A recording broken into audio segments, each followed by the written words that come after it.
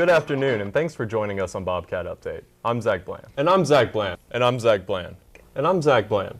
Coming up, the Internet of Tomorrow is making its way to Texas State this week, but we begin with one of the favorite times of year for Texas State students. Midterms are coming up, and it's a time for students to get serious about studying. The exams bring a lot of stress. To prepare for midterms and stay focused, some students find a personal study spot or create a special routine, while others work in groups. The Army ROTC at Texas State held its annual Polar Bear Plunge this past Saturday to help raise money for the Disabled Veteran Americans organization. You know, we chose them because they help so many people here just in our backyard. You know, in Hays County alone, according to the Census Bureau, there was 10,503, I believe, disabled veterans here, just in Hays County. Many showed up in 34-degree weather just to show their support by jumping in the river. I'm pretty cold right now, but it was for a good cause, so you know, I'm all for it. In addition to the jump, the ROTC also had a raffle and supplied plenty of Gumby's pizza to the participants.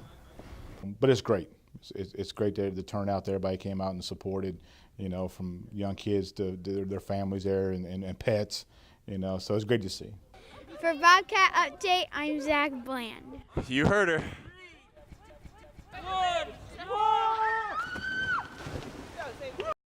One of the San Marcos area landfills will be closing in November, so it's more important than ever that residents recycle their garbage. They can do so by getting involved in composting.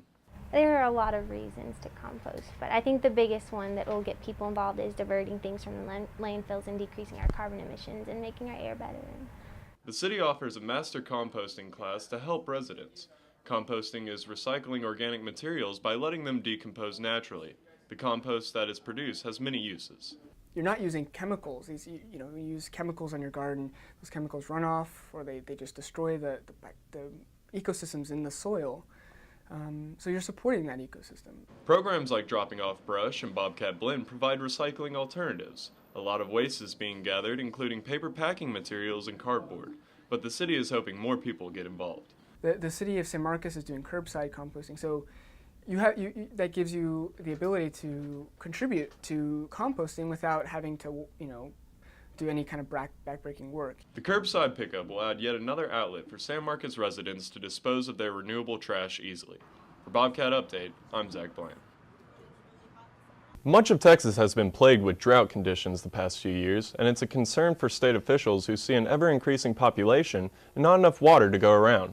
A water symposium was held this week to address such issues. Hosting the event was Evan Smith, the editor-in-chief of the Texas Tribune. Symposium participants said the state must find solutions now, before certain localities run out of fresh water.